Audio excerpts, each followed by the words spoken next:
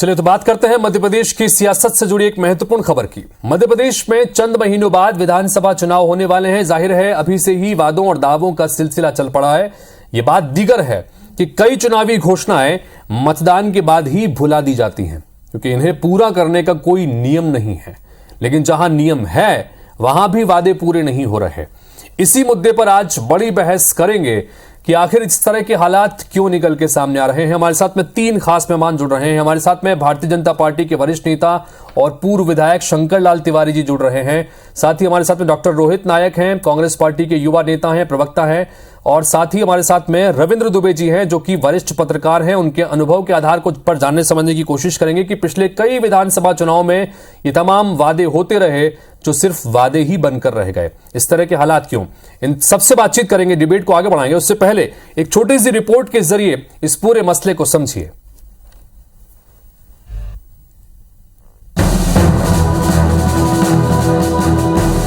मध्य प्रदेश विधानसभा में 19 साल पहले सदन में मुख्यमंत्री और मंत्रियों के आश्वासनों को पूरा करने की व्यवस्था बनी थी।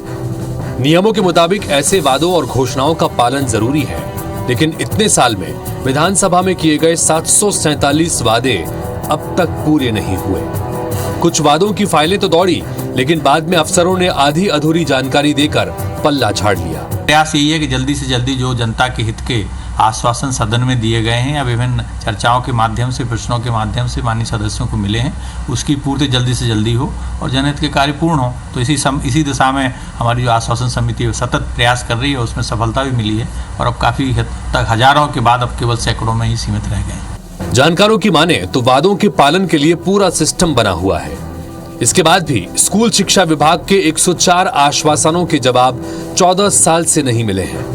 सबसे ज्यादा आश्वासन कृषि विभाग और किसानों से जुड़े हैं। विधानसभा में तो जवाब देते ही नहीं, अधिकतर जवाब ये आते हैं कि जानकारी एकत्रित की जा रही है। कांग्रेस की कमलनाथ जी सरकार 100 रुपये सोने उठाता था, तो ये विधानसभा में बात नहीं होगी, चर्चा नहीं होगी, तो विधायक अपनी बात रखेंगे। तो 774 है, अभी 1000 हो जाएंगे। देखिए, जो पेंडिंग है उनको भी निपटाने का काम, उनको भी पूरा करने का काम हमारी सरकार कर रही है और बहुत सारे वादे जो आश्वासन और वादे होते हैं उनको हमसे पूरा करने का काम किया है। चुनाव का समय है, इस वजह से इस प्रकार के आरोप लगाने का काम कांग्रेस करेगी, झूठे मूठे आंकड़े लेके आएगी, कुछ तो भी प्रश्नवाचक चिन्ह खड़े करने का काम करेगी। परंतु वास्तविक में सरकार जो काम कर रही है वो लोगों को अपनी आंखों से दिख रहा है, महसूस कर रही है जनता कि मध्य प्रदेश की सरकार उनके हितों की रक्षा कर रही है, उनके लिए काम कर रही है। सदन में किए गए वादे पूरे हुए या नहीं, इसे महीने में एक बार विभाग के मंत्री को देखना होता है। विभाग में एक रजिस्टर होता है जिसमें आश्वासनों की एंट्री होती है, लेकिन हकीकत में कई विभागों में ऐसे रजिस्टर आज भी नहीं है। ऐसे में जनता की उम्मीदें तो बस इतनी है कि वादों की बुलंद बस्तियां लेकर क्या करेंगे, हमें हमारी जमीन दे दो, आसमां लेकर क्या करेंगे। सुधीर दंडोतिया, IBC 24, भोपाल। तो बहुत मासूमियत के साथ में जनता ये कहती है कि हमें हमारे हिस्से की जमीन दे दो, आसमां लेकर हम क्या करेंगे। बहरहाल ये जो आंकड़े हमने आपके सामने रखे, ये आज के नहीं, ये लंबे समय से ये आंकड़े लगातार चले आ रहे हैं और तमाम आश्वासन होते हैं, तमाम वादे होते हैं, लेकिन वो अधूरे रह जाते हैं। क्यों ऐसा होता है? तीनों मेहमान बने हुए हैं, सीधे उनसे बात चलते हैं। शंकर लाल तिवारी जी, आपसे जानना चाहेंगे। आप भारतीय जनता पार्टी के वरिष्ठ नेता भी हैं, विधानसभा में आपको लंबा अनुभव भी रहा है। आखिर वजह क्या होती है? ये आश्वासन और ये जो वादों का पिटारा है, ये कभी पूरा क्यों नहीं हो पाता?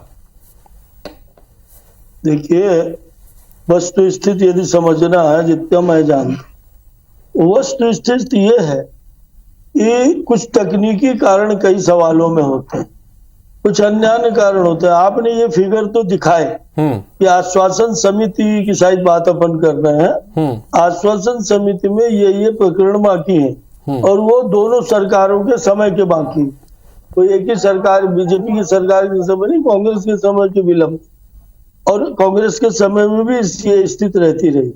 पर मैं इस पर नहीं जाना चाहता। मैं एक बात कहना चाहता हूं कि कुछ प्रश्नों में या कुछ आश्वासनों में कई बार तकनीकी कारण रहते और उन कारणों से उनके उत्तर नहीं मिल पाते समय पर और उसमें विलंब पे विलंब हो रहा।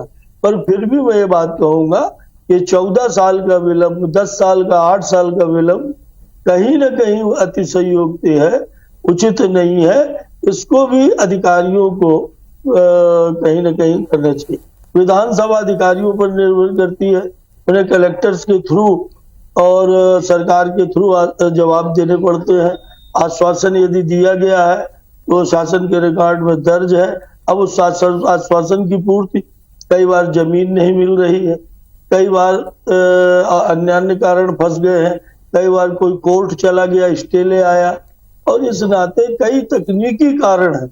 और कुछ यदि इसमें देरी सवेरी है तो सरकार के संज्ञान में आप ये विषय आज भी लाए हो। हाँ। इसके पहले भी कई बार ये बातें होती रही हैं, इसमें सुधार होगा। ठीक है डॉक्टर रोहित जी, आपसे जानना चाहेंगे आपकी क्या प्रतिक्रिया है, कांग्रेस पार्टी की तरफ से इस पर क्या प्रतिक्रिया? चूंकि हमने इससे पहले जब रिपोर्ट देखी, उस रिपोर्ट के तरफ में आपके तरफ से मंत्री ने कहा कि ये कुछ करना ही नहीं चाहते हैं, सदन के भीतर हम लोग लगातार मामले उठाते हैं, आश्वासन होते हैं, लेकिन कुछ करना ही नहीं चाहते। आपकी अपनी राय क्या है? देखिए, विधानसभा में जब प्रश्न उठाए जाते हैं तो इसका जो भी सारा अधिभार है वो शासन प्रशासन पे आता है कि वो किस तरीके से अपनी बात जवाब के रूप में जनता तक पहुंचाएंगे, क्योंकि जनता की को जवाबदेही जो है वो सरकार की होती है। हमने अभी देखा रिपोर्ट में, और पहले भी मुझे लगता है परसों की एक खबर थी महत्वपूर्ण इसी तरह की, जिसमें 19 वर्ष पूर्व ये जो आश्वासन नियामक था और ये समिति गठित हुई थी, इसकी बात थी। 747 मामले अभी तक लंबित हैं, ये भी बात थी। अब आप देख लीजिए 14 वर्ष में, कह रहा हूं तकनीकी कोई भी मसला हो, 14 वर्ष में तो भगवान राम भी वनवास काट के लौट आए थे। 14 वर्ष से आप स्कूल शिक्षा के 104 आश्वासनों का जवाब नहीं आया, नगरीय आवास पे आप 95 आश्वासन है, 2009 से सरकारी अस्पताल में डॉक्टरों की कमी को लेकर आश्वासन की पूर्ति नहीं हो पाई। सहकारिता 31, पीडब्ल्यूडी 63, आदिम जाति 64, कृषि 28, पीएचई 29, वन 22, उच्च शिक्षा 16, खाद्य आपूर्ति 51। अब जालम सिंह पटेल जी जो आश्वासन समिति के अध्यक्ष हैं, वो खुद आयुष विभाग देखते थे। आयुष विभाग, जीएडी, उद्योग, परिवहन इत्यादि में 10 से 15 मामले आज तक अपूर्ण हैं जो आश्वासित कर दिए गए, लेकिन उन पर कोई संज्ञान नहीं है। मैं तो ये भी कहना चाहूंगा निष्पक्ष रूप से कि जो प्रक्रिया है इस आश्वासन समिति की, उस पर भी हमको बहुत गहन विचार करना चाहिए, क्योंकि अगर निष्पक्षता बरतनी है तो शासन प्रशासन इन समितियों पे अपना कब्जा ना करे। मैं चाहता हूं, और मैं अपने इस पैनल के माध्यम से बात अपनी रखना चाहता हूं, और मैं चाहूंगा कि हमारे भाजपा के वरिष्ठ नेता बैठे हैं यहाँ पर, वो मेरी बात पहुंचाएं। हाँ। कि अगर कोई नेता प्रतिपक्ष या कोई विधानसभा उपाध्यक्ष इस समिति का अध्यक्ष रहेगा और मंत्री स्वयं अपने विभाग के आश्वासनों की समीक्षा ना कर पूर्व जो मंत्री हैं वो उस समिति में बैठे और उस विभाग के आश्वासन समिति का अध्यक्ष। मतलब आप अपनी तरफ से सलाह भी देना चाहते हैं। शंकरलाल जी कुछ कहना चाह रहे हैं। शंकरलाल जी अपनी बात रखिएगा। शंकरलाल जी अपनी बात भी रखिएगा जी, पहले अपनी बात रखिए फिर मैं अगला सवाल करता हूं। मैं उनकी बात का विरोध नहीं कर रहा हूं, मैं एक प्रक्रिया बता। आश्वासन समिति कोई आज की नहीं है, जब से विधानसभा गठित हुई, प्राक्कलन समिति, लोक लेखा समिति, विशेषाधिकार समिति और सदस्य समस्या समिति, लाइब्रेरी समिति, पुस्तकालय समिति, ये तमाम समितियां ऑलरेडी विधानसभा के एक्ट नियम के अंतर्गत होती। अभी मेरे भाई साहब ने कहा कि उसमें समितियों में सरकार न रहे, वहां सरकार नहीं रहती समिति में, वहां विधायक रहते हैं समिति में, और विधायकों के बीच से अध्यक्ष रहते हैं। आपको मैं बताना चाहता हूं मेरे बंधु कि एक समिति है लोक लेखा समिति। उस लोक लेखा समिति में चाहे पार्लियामेंट में हो, केंद्र में, और चाहे विधानसभाओं में, उसका अध्यक्ष हमेशा विपक्षी दल का विधायक ही होता है। आपको याद हो मनमोहन सिंह के टाइम में केंद्र के अंदर जो लोक लेखा समिति थी, उसके अध्यक्ष मुरली मनोहर जोशी रहे। अभी गोविंद सिंह जी पिछले कार्यकाल तक जब तक वो नेता प्रतिपक्ष नहीं बने, वो लोक लेखा समिति के अध्यक्ष रहे। और बाकी समितियों में जो चयन होता है वो चयन अध्यक्ष के द्वारा होता है, जिसमें कांग्रेस के भी विधायक, अन्य दलों के भी विधायक और सत्तारूढ़ दल जो भी हो, कांग्रेस सत्तारूढ़ है तो बीजेपी के विधायक भी रहेंगे। ठीक है, ये टेक्निकल पहलू पर हम बात कर रहे हैं लगातार शंकरलाल जी, लेकिन आपने चूंकि जो शुरुआती अपने ओपनिंग स्टेटमेंट में एक बड़ी महत्वपूर्ण बात कही, आपने कहा कि जो भी आश्वासन अगर पूरे नहीं हुए हैं तो उसके पीछे कुछ तकनीकी कारण रहे होंगे, कुछ तकनीकी पहलू रहे होंगे। अब सवाल शंकरलाल जी ये है कि 14 साल से 19 साल से अगर कोई चीजें सिर्फ तकनीकी पहलुओं के आधार पर अगर पेंडिंग पड़ी हुई हैं, और विषय भी वो स्कूल शिक्षा विभाग से जुड़े हुए हैं, वो विषय ऐसे हैं जो लोगों के स्वास्थ्य से जुड़े हुए हैं, जो डॉक्टरों की नियुक्ति से जुड़े हुए हैं, सड़कों को जो खराब हो चुकी है उनकी सही करने को लेकर है, तो क्या इस पर काम करने की आवश्यकता नहीं है? नहीं बिल्कुल है, पर मैं एक बात विनती पूर्वक कहूंगा, मैं टेक्निकल बात ही करूंगा, आज दलीय मामला है भी नहीं है। अब मैं आपसे ये कहूंगा कि हमने विधानसभा में कहा कि वहां पर हायर सेकेंडरी बनाई जाए, मैं विधायक के नाते खड़ा हुआ, और मान लो शिक्षा मंत्री मुख्यमंत्री की तरफ से आ गया कि ठीक है हम उन्नयन इसका करेंगे। अब हुआ क्या कि जब उन्नयन करने का नंबर आया और सारा परीक्षण किया गया तो वो 3 किलोमीटर दूर के अंदर पे स्कूल मांग रहे हैं, जबकि शिक्षा विभाग का नियम है कि 7 किलोमीटर के अंतर में ही कोई हायर सेकेंडरी खोलेगी। अब वो मामला पेंडिंग में चला गया। इसी तरह किसी ने कहा कि इसको हायर सेकेंडरी कर दो, अब पता चला कि वहाँ छात्र संख्या ही नहीं रह गई बेसिक क्लासेस में 9वीं 10वीं 11वीं में। ठीक है, और इस नाते कई बातें। ठीक है रोहित जी आ रहा हूँ रोहित जी आपके पास में आ रहा हूँ। मुझे रविंद्र जी को भी चर्चा में शामिल करना है, वो अपनी बारी का इंतजार कर रहे हैं। रविंद्र जी आपसे जानना चाहेंगे कि ये जो तमाम विषय आपने दोनों ही पार्टी के प्रतिनिधियों को इस वक्त आपने सुना और अपने अपने अनुभव के आधार पर, चूंकि शंकरलाल तिवारी जी लगातार बहुत लंबा अनुभव है, संसदीय अनुभव भी उनको है, उन्होंने अपनी बात रखी। आपसे जानना चाहेंगे कि चूंकि आप इस पूरे विषय को किस तरह से देखते हैं। 19 साल पहले ये नियम बनाया गया था कि ये आश्वासन पूरे हो, इसके लिए बकायदा एक व्यवस्था बनाई गई, लेकिन उसके बावजूद क्या आश्वासन पूरे हो रहे हैं ये आंकड़े आपने देखे, आप इसको किस तरह से इसका आकलन करेंगे? देखिए, विधानसभा में उठने वाले सवाल और उनके उस पर किए जाने वादे अति गंभीर विषय है। देखिए, जब हम सदन में पहुंच जाते हैं तो कांग्रेस और भारतीय जनता पार्टी नहीं रह जाती, वहां जनप्रतिनिधि और सरकार होती है। हाँ। सरकार किसी पार्टी की नहीं होती और जनप्रतिनिधि किसी दल विशेष का नहीं होता, इसलिए सदन की गरिमा का विषय है। और यदि वहां वादा किया गया है तो समझ लीजिए उसे पूरा करना ही चाहिए था, चाहे उसके लिए कुछ भी विषय हो। हाँ। जो शंकरलाल जी कह रहे हैं कुछ तकनीकी विषय हो सकते हैं, उस पर हम सदन को सूचित करना चाहिए कि साहब ये तकनीकी विषय से पूरा नहीं किया जा सकता, या संबंधित सवाल उठाने वाले व्यक्ति को जनप्रतिनिधि को बताया जाना चाहिए। लेकिन यदि 700 सवाल है तो सारों के सारे तकनीकी विषय की वजह नहीं हो सकते, इसमें प्रशासन की नाकामी है। देखिए, सदन में तमाम लोग उपस्थित होते हैं, मंत्री होते हैं, यदि मंत्री वादा कर रहे हैं तो उस विभाग के अधिकारी सदन में मौजूद होते हैं और नोटशीट बनाते होंगे और संबंधित जिले में पहुंचाते होंगे और उसके बाद उस पर रिपोर्ट ली जाती होगी, जिसमें पूरा का पूरा दोष प्रशासन का और जिम्मेदार अधिकारियों के साथ जिम्मेदार विभाग के मंत्री का दोषी है, जो सदन पे होने वाली कार्रवाइयों में और वादों को पूरा नहीं कर पाने की वजह से उसमें ये लाल फीता शाही आड़े आ रही। यदि लाल फीता शाही आड़े आ रही है, इसका मतलब है कि कहीं ना कहीं प्रशासन पर सरकार की पकड़ कमजोर हो रही। हम देख रहे हैं जिलों में अक्सर हम देख रहे हैं कि विधानसभाओं में आने वाले सवाल और उनके दिए जाने वाले उत्तर के प्रति अधिकारी बहुत ही लापरवाहीपूर्ण जवाब दे रहे हैं, जवाब तलाशा जा रहा है, जानकारी जुटाई जा रही है। इस तरीके हम अखबारों में भी देखते हैं, लगातार इस तरह की जानकारियां छपती हैं। अधिकारी अब विधानसभा के जवाबों को बहुत ही गंभीरता से नहीं लेता। हम जानते हैं कि हम 1980 से पत्रकारिता कर रहे हैं, हम लोगों को देख रहे हैं कि पहले एक सवाल लगता था तो विभाग में हड़कंप मच जाता था कि साहब सवाल लग गया है और इसके जवाब हमको देना, पूरी तैयारी के साथ जाना होगा। अब 2 लाइन का जवाब चला जाता है और उसके बाद उसका क्या फॉलो अप हो रहा है, क्या नहीं हो रहा है, वो उसका कोई देखने वाला भी नहीं। इसी तरीके से यदि सदन में कोई आश्वासन दे दिया मंत्री ने तो उसका जवाब, उसकी पूरी जिम्मेदारी संबंधित विभाग के अधिकारियों की थी। शंकरलाल जी, इस बात को क्या मानते हैं, स्वीकार करते हैं कि मंत्रियों की तरफ से या फिर विधायकों की तरफ से कोई आश्वासन अगर दिया गया सत्ता पक्ष की तरफ से, उसके बाद जिम्मेदारी प्रशासन के से जुड़े अधिकारियों की भी होती है। आप इसको किस तरह से मानते हैं, किस तरह से लेते हैं? मैं अभी मेरे वरिष्ठ पत्रकार बंधु की जो बात आई उसको पूरी तरीके से मान रहा हूँ। हाँ। इसमें और चुस्ती की जरूरत है। हाँ। 700 के 700 पूरे टेक्निकल कारण से ये भी मैं नहीं मान रहा हूँ। और एक बात और कह रहा हूँ, हाँ। जरा से इन 700 के फिगर में कहीं एक बार और दिखवाइए कि इनको उत्तर मिला होगा। हाँ।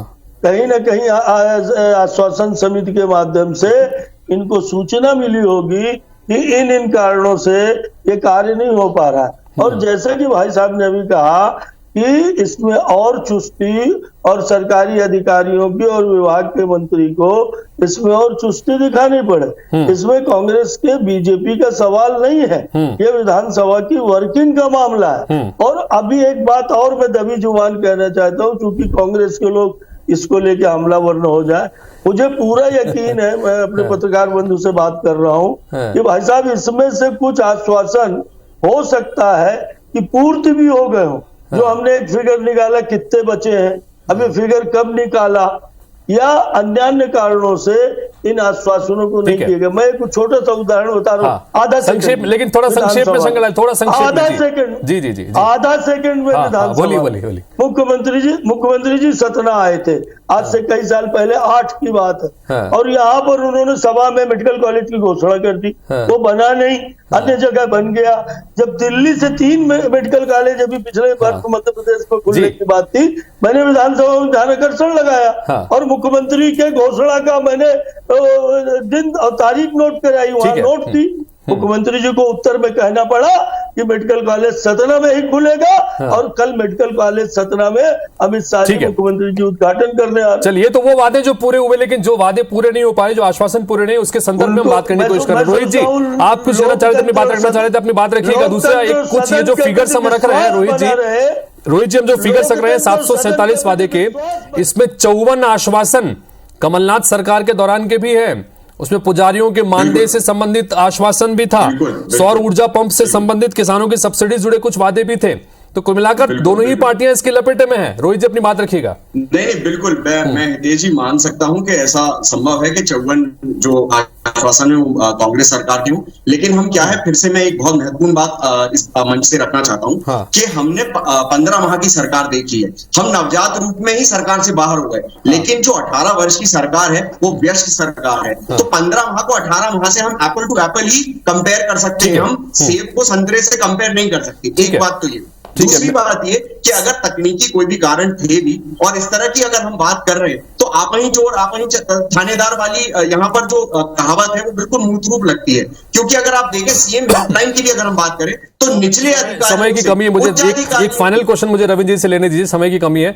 रविंद्र जी, फाइनल आपसे मैं सवाल देना चाहूंगा, बहुत संक्षेप में इसका जवाब दीजिएगा, क्योंकि जैसा हमने रिपोर्ट में भी बताया था कि एक व्यवस्था भी है कि हर महीने एक विभाग में एक बार विभाग के मंत्री को यह देखना होता है कि रजिस्टर वहां पर मेंटेन हो रहा है कि नहीं हो रहा है, रजिस्टर जो था आश्वासनों के संदर्भ में। क्या आपको लगता है कि हर विभाग में ईमानदारी से यह व्यवस्था कभी पूरी हो रही है, निभाई जा रही है?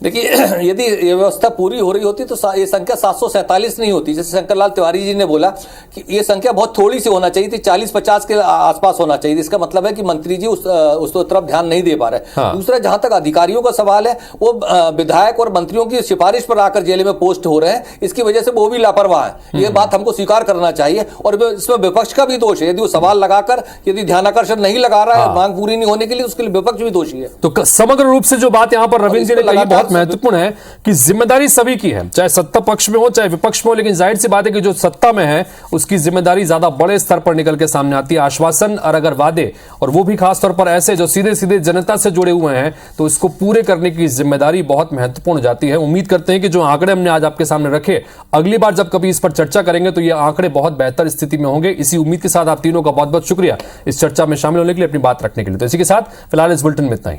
नमस्कार।